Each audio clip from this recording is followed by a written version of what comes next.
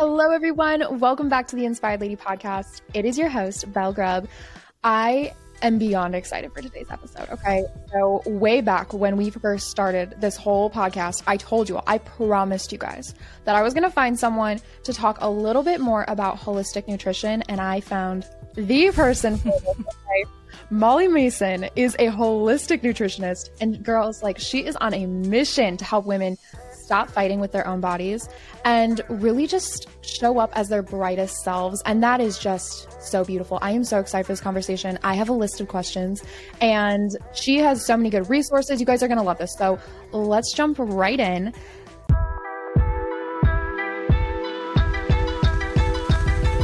As you know, we start each episode with what we're drinking. I have a coconut milk matcha latte, and it is delicious. I love it so much. What are you drinking, Mollie? I also have a matcha latte. Mine is not coconut. I've got the real milk over here. Look at I like my cow's dairy. Got raw milk, actually.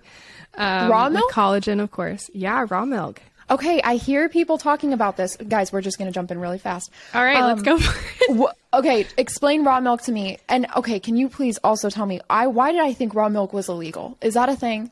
It's illegal to be sold like through grocery stores and stuff. So it's not like actually illegal to drink, but you have to buy it like directly from the farm.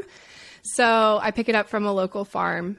And yeah, I mean, basically raw milk is milk that like comes out of the cow and then you don't do anything to it. All the milk in grocery stores has been pasteurized, typically by a high heat, because we believe, and it's true, that by like cooking and treating the milk, we're like burning off bacteria to prevent, bacterial infections. And when cows aren't healthy, that is something we have to worry about. But raw milk is like milk itself actually is full of vitamins and nutrients and enzymes and healthy bacteria for your gut.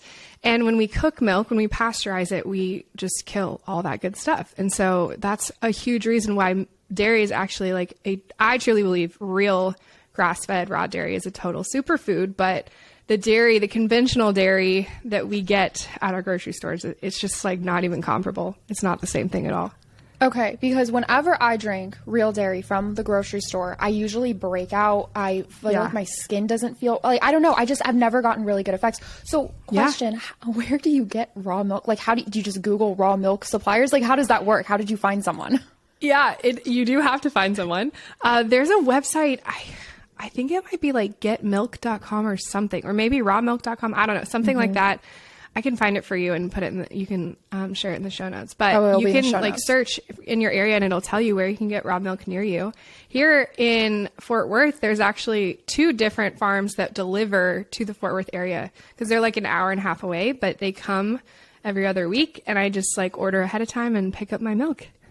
That is so cool. Oh my gosh. Yeah, okay, awesome. Cool. I'm already like changing my life over here. Anyways. I know. I'd be really curious. You should try it and let me know if you notice that you don't react to it. I mean, it still has lactose, obviously, because it's still milk, but when it's not pasteurized, also when the cows are grass fed and they're not fed a bunch of, hormones and antibiotics and all the things, it's totally different. So that's so interesting. Yeah, I think milk and dairy has been completely villainized because we've made it what it's not really meant to be, So yeah, I'd be very curious to hear if you feel different, if you try it. I'm excited. I'm actually going to try this, like literally, because I think that, I'm not lactose intolerant because there's other dairy products I have no problem with. Okay. It's just always been milk. I don't, I don't do well with it. So good to know. Okay. Well, yeah, anyways, you should try it. I'll get you the hookup. Thank you. Yes, please do. We'll talk after this. But, all right, back up now. Let's talk about you and your story. And just, can you tell us a little bit about yourself and where your passion for health and wellness and all that came from? Yeah, well, like I feel like most nutritionists and people who end up in the wellness industry, I am here because of my own story and my own suffering and issues with disease and illness. I have multiple autoimmune diseases, and honestly, I always say, like, as far back as I can remember, like, I just couldn't remember a life where I didn't feel like I was at war with my body. Whether it was like struggling through chronic symptoms or just not liking my skin, the skin that I was in, and feeling at war with my body, I just have struggled with my body, with food my whole life. And then 6 years ago now, holy smokes, I can't even believe it's been that long. But 6 years ago, I got off the birth control pill that I had been on for 10 years. And I just completely spiraled after that. I was diagnosed with Hashimoto's. It triggered thyroid issues and hormone issues and all these things for me. And it was wild. I mean, I literally gained 25 pounds in a month. It was insane. I went from being super active and running half marathons to I just couldn't even stand in the shower. It was crazy. So I just walked through that season, and I feel through that, the Lord has really walked me through a season of healing, and healing my physical body, but also healing my relationship with food and the way that I see my body, and just giving me this real transformation in my relationship to this vessel that I've been given. So that is what steered me into nutrition. I mean, I actually was a nutritionist before I got Hashimoto's, but I got into it the first time after my first autoimmune diagnosis. And so, I feel like it's my life's work, and it's my way of redeeming my own story and suffering, and getting to help women change their relationships to their bodies, because it's unfortunately such a common experience that women of this culture have, right? We just have been told that we can't trust our bodies, that they aren't good. And so getting to try to redefine that through my work as a nutritionist has been really cool. So I do have a nutrition degree, but I'm actually also currently going back to school to become a nutritional therapy practitioner, which I'm super excited about, just to get to do more with clients and learn more and offer more on the end of root cause medicine. But yeah, just getting to help women find healing both in the physical and spiritual side of their relationships with their bodies is definitely what I'm on a mission to do. So I do that mostly through my nutrition practice, a lot of that online. I have online courses and resources and stuff like that. Awesome. Thank you so much for sharing. And yeah, we're definitely going to get into those resources because there's so many amazing ones, and you're making such an impact in so many lives. And I love that so much. I'm so grateful that I get to call you friend, but also take inspiration from you. So anyways, I have, like I said in the beginning, a list of questions. Let's dig in. I can't wait. We're going to dive in because there are so many things. And my first question for you is, I feel like there is information overload on the internet of this diet, this fasting cycle, this type of food. I mean, seriously, dairy in itself, this teeny tiny portion of our diet.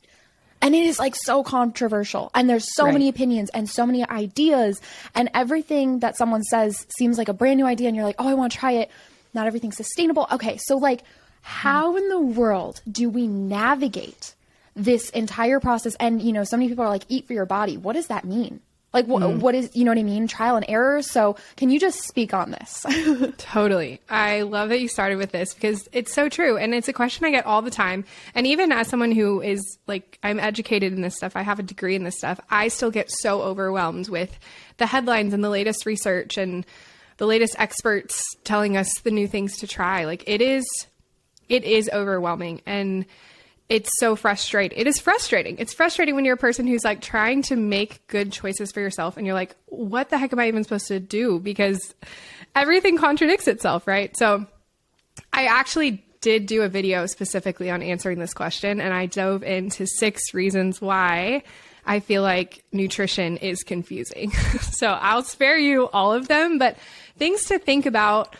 Number 1, it's so important to know that most clinical trials and research studies that are done on men. And that is one of the reasons why we have such confusion. And I truly believe one of the reasons why so many women are sick these days, and we have so many women with hormone issues, because men and women are not the same. God built us differently, and men have a 24-hour hormone cycle and women have a 28-day hormone cycle. Men were literally built to survive under stress, and women were built to grow new life. And those are completely different functions of our bodies. And we cannot take research that shows that men, for example, that intermittent fasting or keto can promote, reduced inflammation or better digestion and all these things. Like it's just not the same thing to see how healthy middle-aged men respond to a diet or, a set of circumstances as women do. So that in itself, I feel like is hopefully really validating for women to hear, like, yes, my body is different. Like I can't subject my body to what like these men are saying is good for us. So it's just completely different. Also, it's so important to realize that most nutrition advice and, the latest diets and all these things, they are given through the lens of weight loss. Like everything is about weight loss, right? I mean, the whole industry is about weight loss. And the mark of a successful diet, quote unquote, diet being like literally just the food that you eat. But when we think of diet, we think of like a set of rules to guard what that is and isn't. But you like all of them, they're marked, the success, like saying these things are healthy. It's marked by weight loss. And that is not the same thing as health. Like weight loss is not the same thing as health, especially for women. Obviously, your weight is a marker of your health, but there are so many other biomarkers that represent how healthy you are and how thriving your body is. And so I think just seeing things through that lens, like every time you see contradictory information, like thinking of those things, knowing that that's where things are coming from, right? I think that that's just really helpful.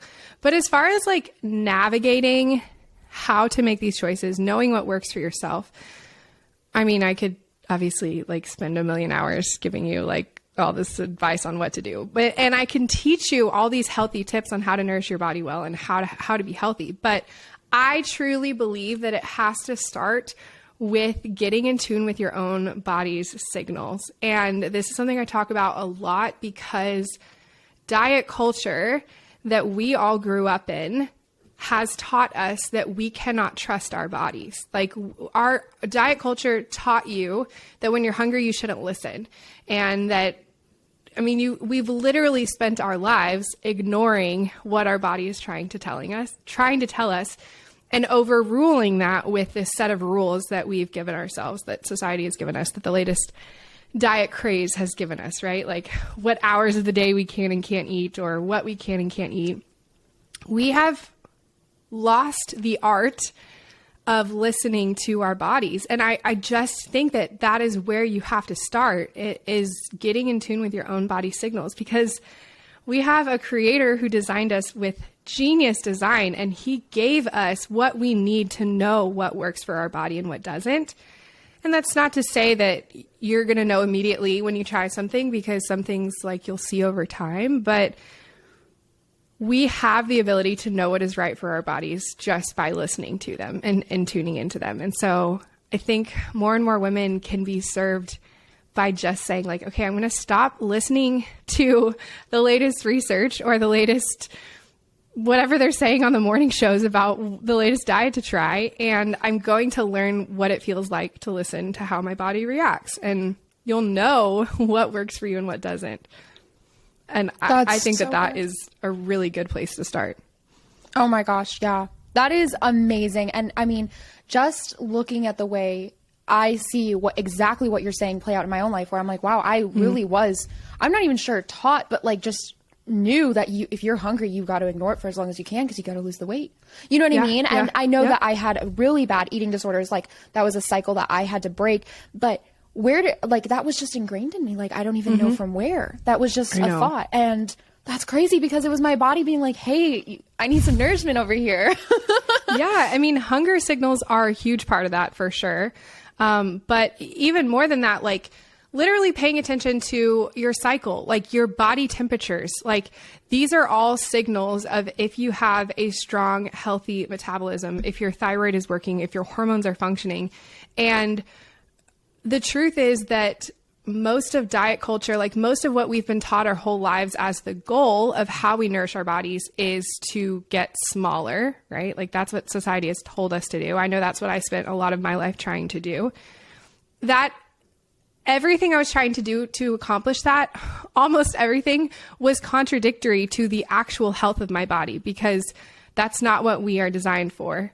And it's like starving ourselves, restricting certain foods, like all of these things are actually like doing the opposite. They're slowing our metabolism. They're hurting our body's ability to literally fire and function. And you see the ramifications of that in all these things like PCOS and Hashimoto's. And I mean, I swear, I feel like everyone I know has some sort of hormone diagnosis.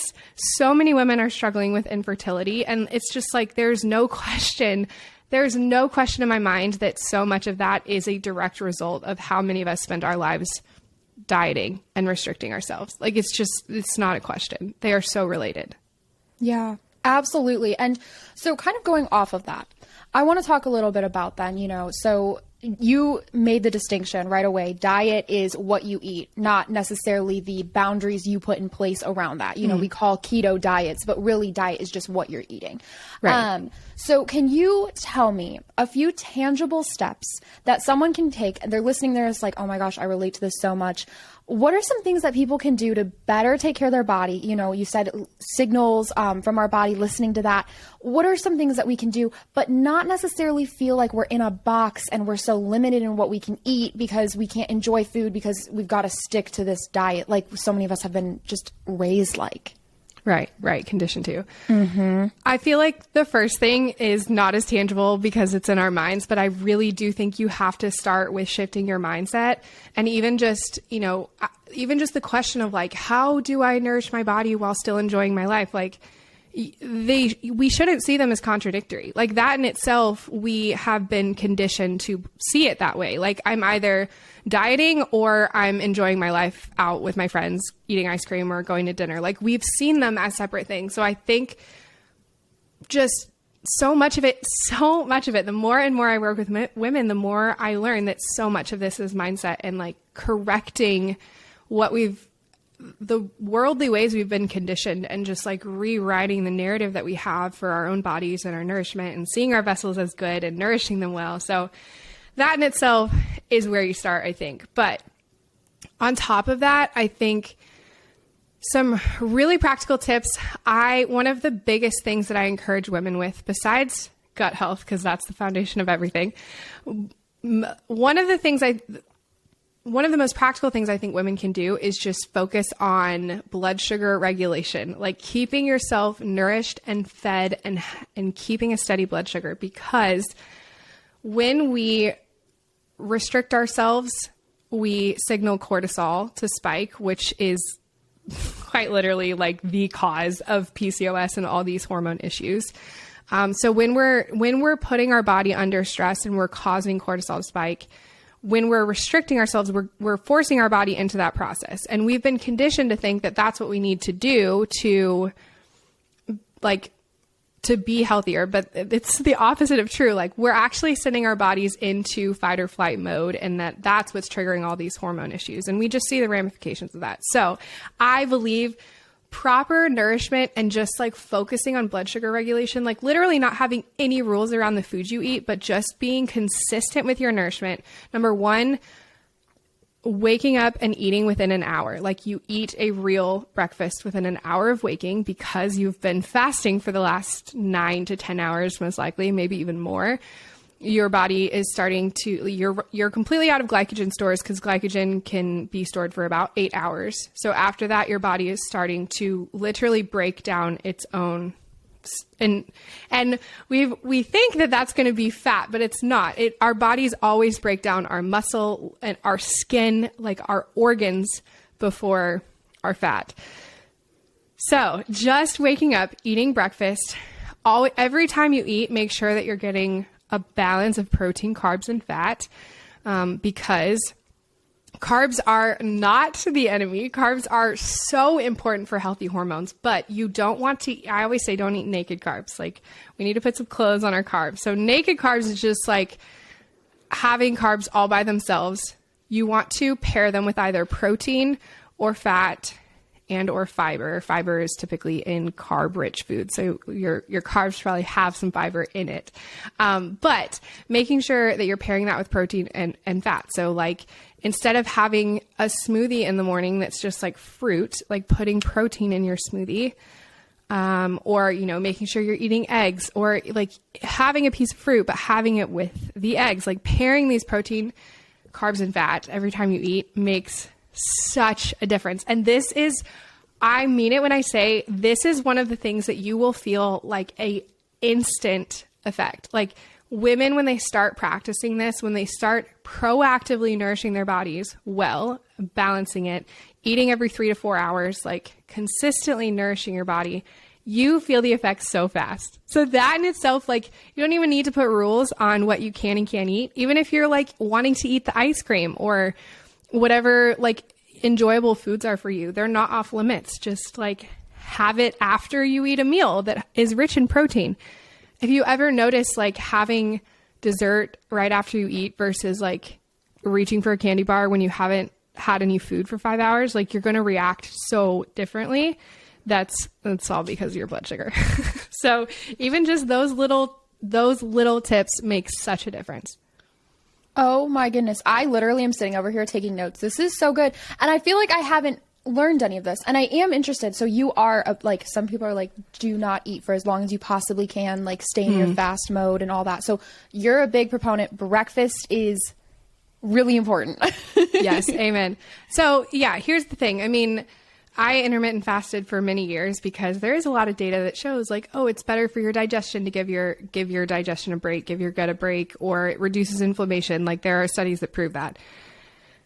I am very, very confident that I dieted and fasted myself into the hormone issues that I have, because what that does is it forces our body to spike cortisol, to start to break down itself. I mean, I literally slowed my metabolism, my thyroid down by dieting. Like that's what you do when you diet. And so we don't understand that nourishing your body proactively.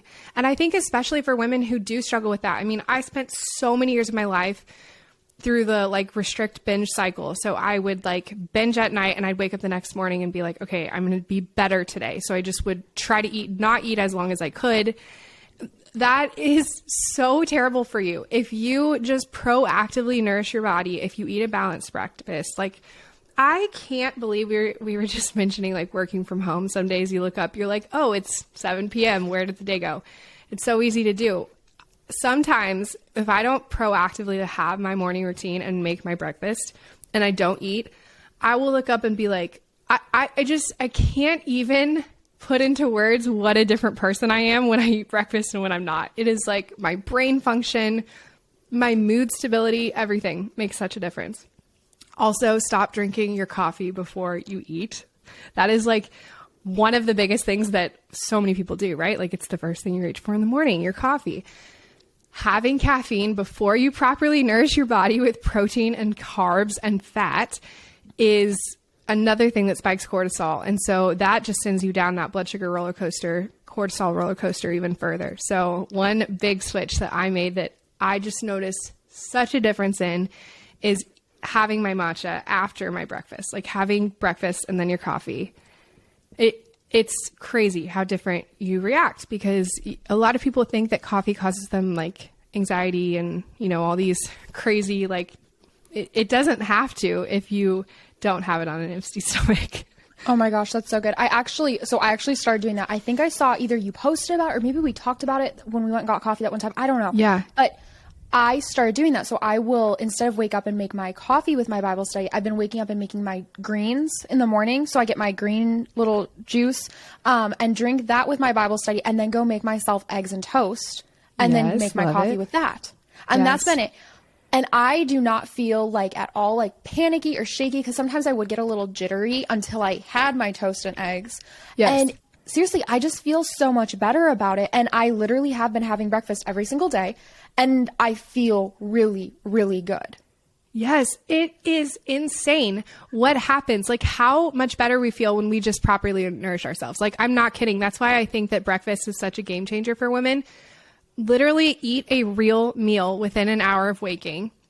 Now, so first of all, if you wake up and you're not hungry and you're like, I could never eat within an hour of waking, it takes me until like noon before I'm hungry. That in itself is a sign that you are starving yourself, that your cortisol is high. Like when you wake up and you're not hungry, your cortisol is high.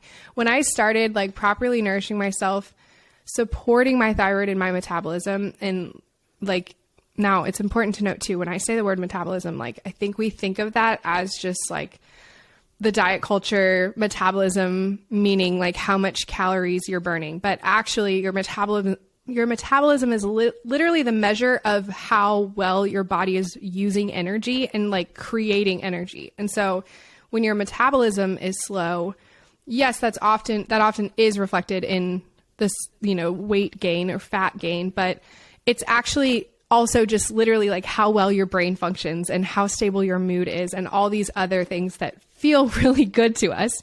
And we feel dysfunctional when our metabolism is slow. I just think for so many women, especially because women are not doing it because we have this diet culture ingrained in us.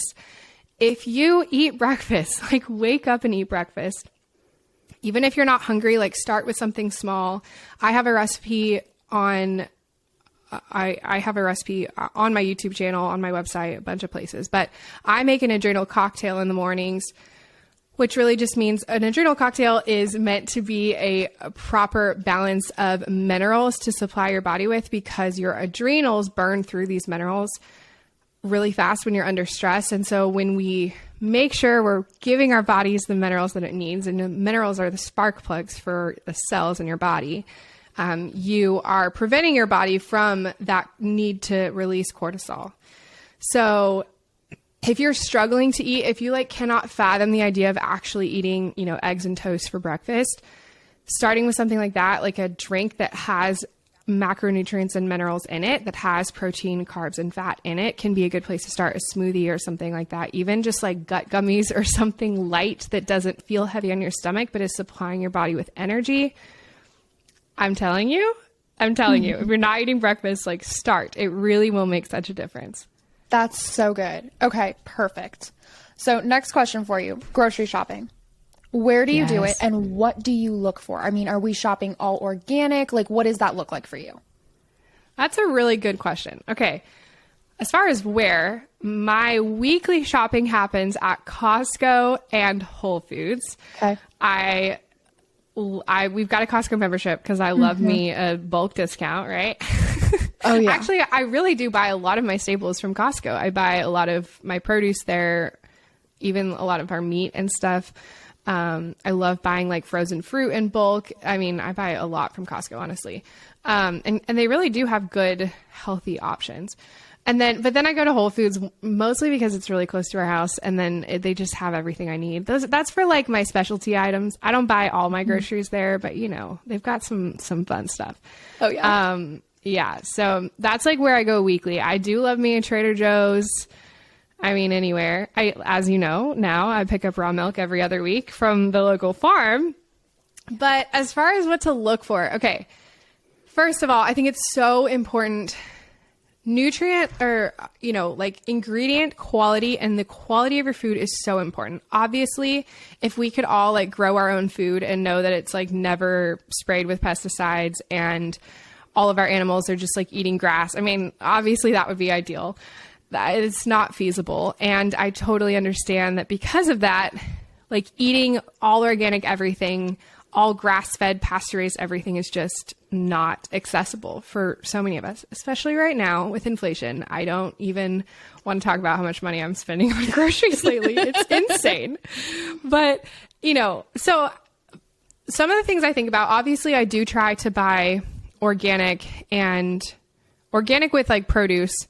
Really, the organic label, it only means so much with meat. But with meat, I'm really looking for grass-fed or pasture-raised where I can, eggs pasture-raised where I can. But I think it's so important to take that pressure off yourself if you're like, because so many people are just like, I can't afford it, or, and so then they just throw in the towel and they just like don't make the effort anywhere. I think making the effort in some places, like prioritizing that in your budget in some places and not in others, can be really helpful. So a really simple rule of thumb, if you've ever heard of the Dirty Dozen or the Clean 15, this is something that they actually publish a new list every year, with the Dirty Dozen being the like top sprayed fruits and vegetables, and then the Clean 15 being the least sprayed, or the ones you are least likely to need to buy organic. So you can always refer to that list. But another rule of thumb that I often just think about is, am I eating the skin of this fruit or vegetable? So something really porous like strawberries, like if those are sprayed with pesticides and all that junk that I don't want to be consuming, I can wash them, but like they're in the strawberry, right? Like that's like, even if I wash it, that's all up in there. So that's something I really prioritize to buy organic. But like avocados, where I'm cutting into the skin and I'm eating what's on the inside, I don't worry about buying organic, or bananas or oranges or things like that. It's not as important to have organic. If obviously everything organic would be great, but if you're making that call, that's just like an easy rule of thumb to try to prioritize. And then I just honestly try to think of most of my grocery cart being real whole foods, like not whole foods like the store, like whole foods. Like, does this food exist as it is? Like, did it grow like this from the earth, or did, obviously meat or things like that, eggs, like there's dairy, even like yogurts, like there's some level of processing there, but like that's like a real whole food. That's just something that I strive to think about. It's just like, is this a real food? Yeah. Not like, I think we can overcomplicate it when we're like thinking of all these rules and like, it's got to be paleo. So then you're buying all these like paleo crackers and you're just like, it's just like, eat real food. Yeah. Now, that's not to say that I don't buy stuff like that. I definitely do.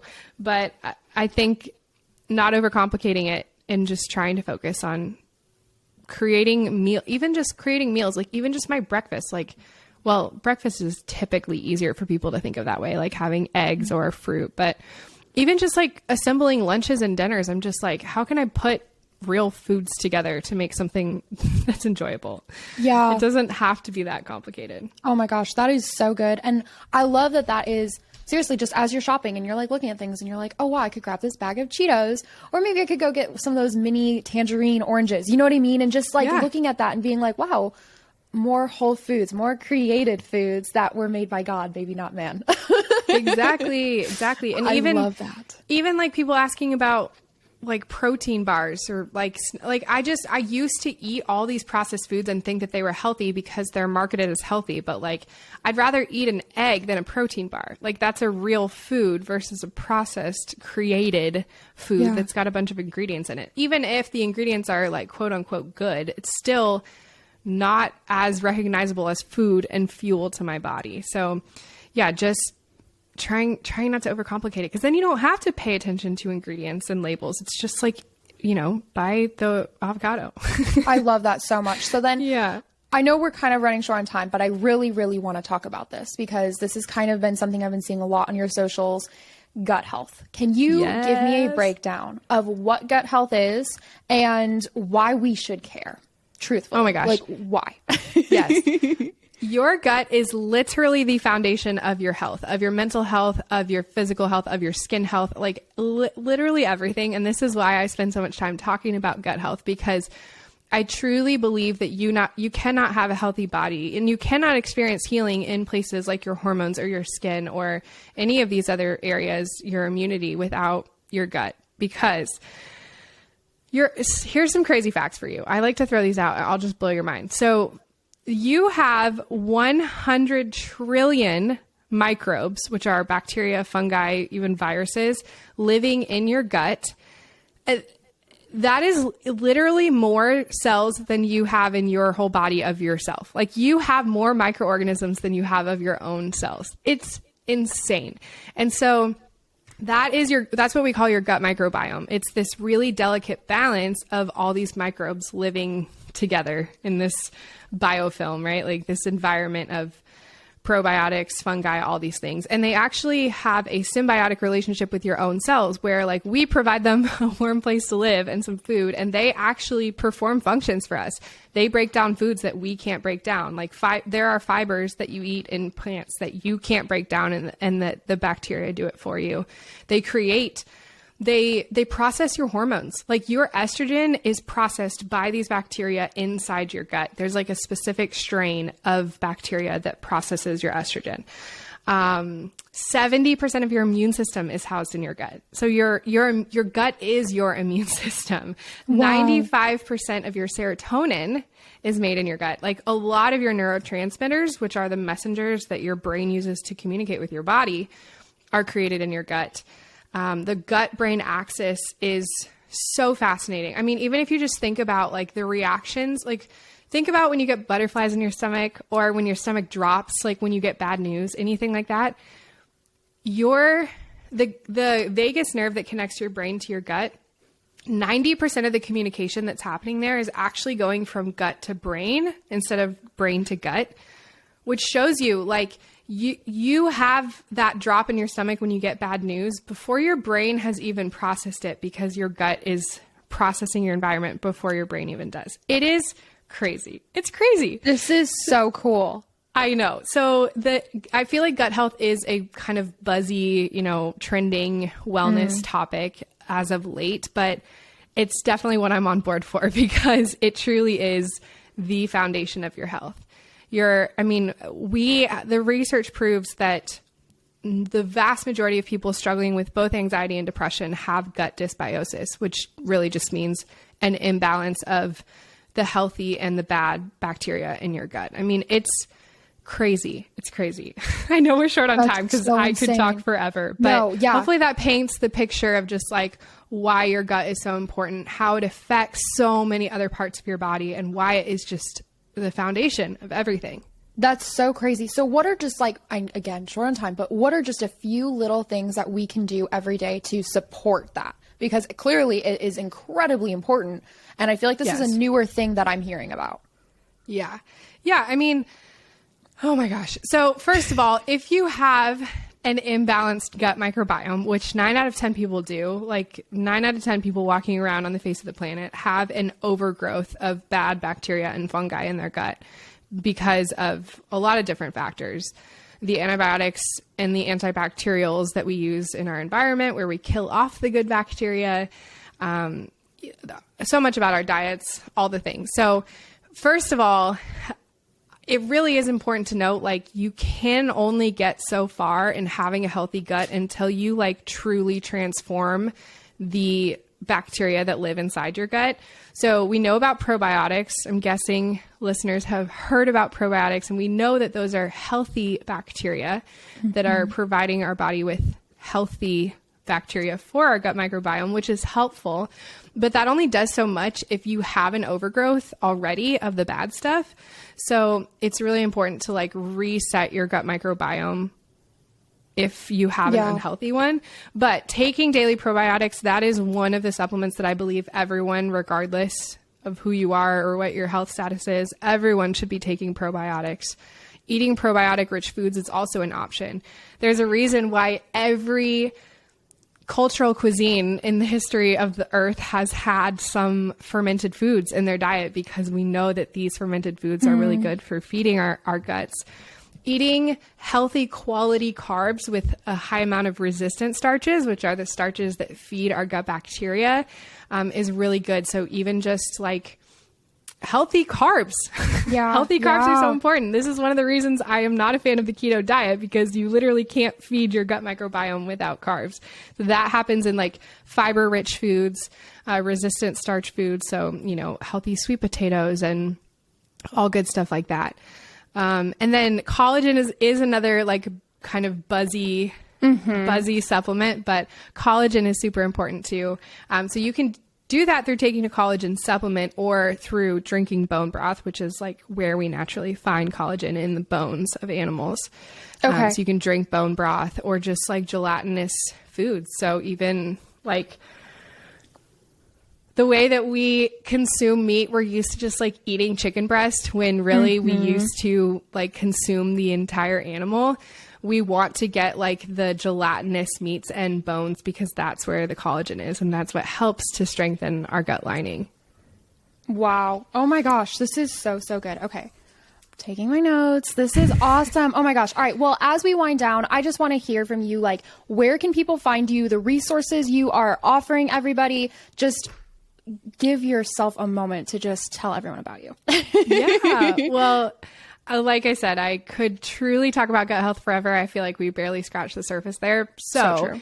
A great place to dive in. I do have a gut health masterclass. It's a free masterclass you can watch online, where I just really go a lot deeper into a lot of the things I just mentioned, why your gut is so important, what to do about it, how to support it. So the Gut Health Masterclass is a great place to start. But I do have my Gut Glow program, which is where I am helping women transform their gut. So that's something I've been doing for a few years. We've had hundreds of women clear so many symptoms in their lives just by addressing their gut health, which is just so fun. So that's something that y'all can check out. But yeah, on Instagram, I'm at mollie.mason. And I also have a YouTube channel, which is probably my favorite place to create for. We can just dive in so much deeper on all the things on YouTube. All the, emotional and body love chats are there too. So it's just a place to dive in for more, but I can give you the links for all that as well. Perfect. Yes, that will be in the show notes. And guys, seriously, so many good resources here. I'm so, so grateful. Thank you for coming on and chatting with us, Mollie. I literally feel like I could talk to you for 10 more hours. I know. We could talk for so long. So thank you so much for having me. Honestly, I pray that whoever is listening is just feeling refreshed in her desire to take care of her body and see it through a new lens of just knowing that nourishing it and caring for it can be a joy and a gift, and we don't have to be enslaved to just the lies of the world.